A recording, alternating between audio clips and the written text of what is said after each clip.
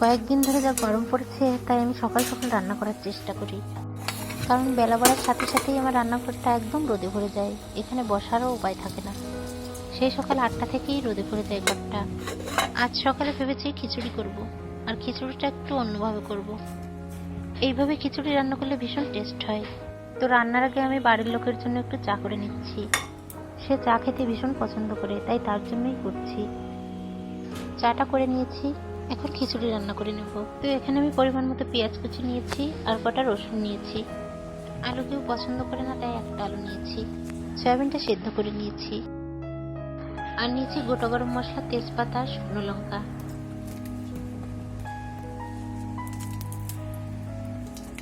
শুকনো লঙ্কাগুলো ভেজে নেব। ভেজে নিয়েছি, এখন দিয়ে দিচ্ছি গোটা গরম মশলাগুলো।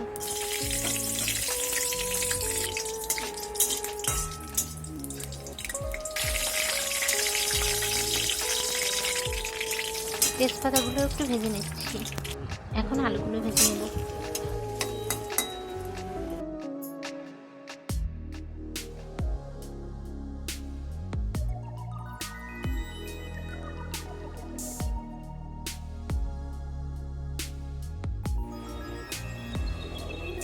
সেদ্ধ করা সয়াবিনগুলো ভেজে নেব এখন।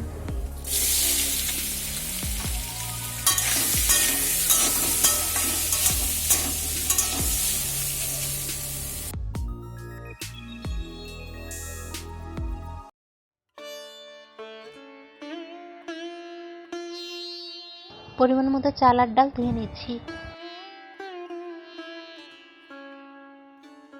এখন গোটা জিরে আর থেতো করা রসুন ফোড়নের জন্য দিয়ে দিচ্ছি। এগুলো একটু ভেজে নিয়ে পেঁয়াজ কুচিগুলো দিচ্ছি।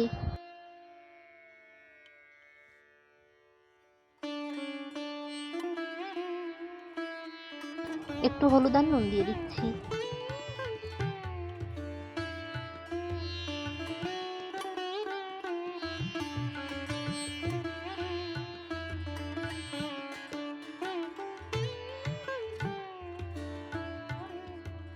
এগুলো একটু লাল লাল করে ভেজে নিয়েছি, এখন ওই চাল আর ডালগুলো ভেজে নেব এর সঙ্গে।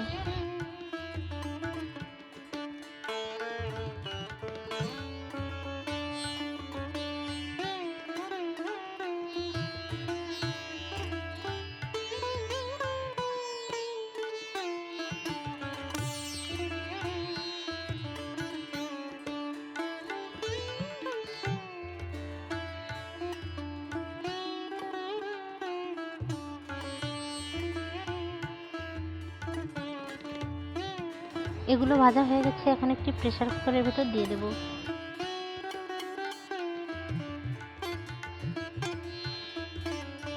দিচ্ছি পরিমাণ মতো জল, আর যে মশলাগুলো ভেজে রেখেছিলাম সেগুলোও দিয়ে দেবো এর ভেতর।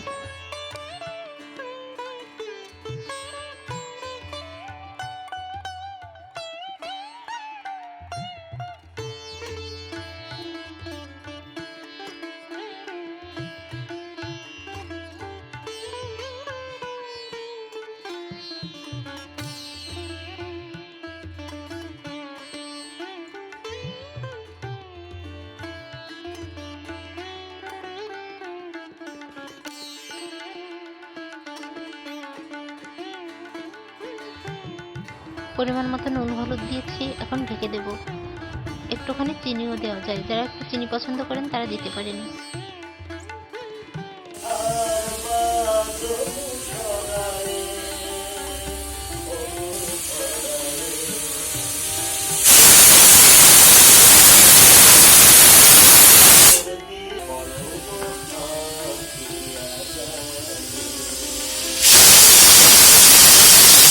এটা হয়ে গেছে, এখন আমি পুজোর জন্য ফুল তুলছি।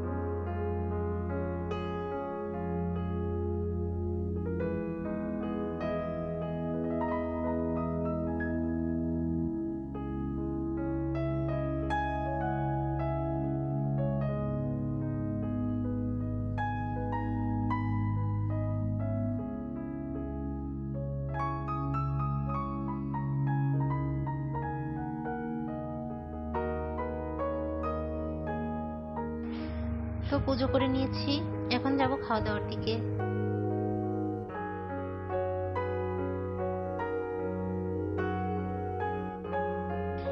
এরকম ভাবে খিচুড়ি রান্না করলে ভীষণ টেস্টি হয়। যারা খান না তারা এভাবে একবার খেয়ে দেখুন, আশা করি ভালোই লাগবে।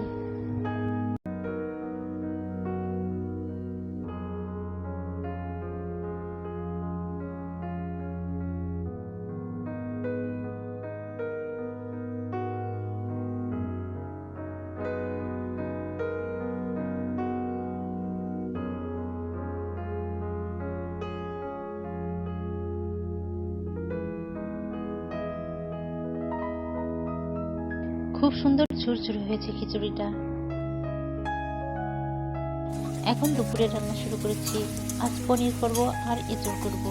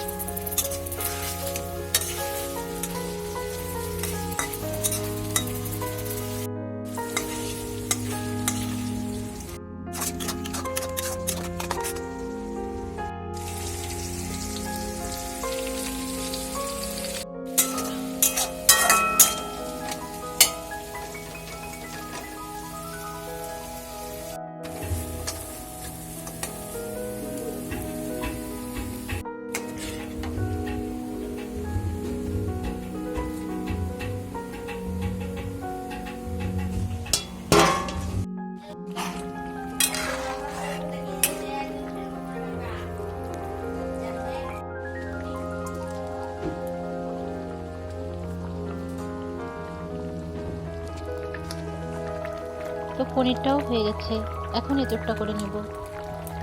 আর এই রান্না বান্না করতে করতে আজ এখানে বিদায় নিচ্ছি। দেখা হবে নতুন কোনো ভিডিওয়।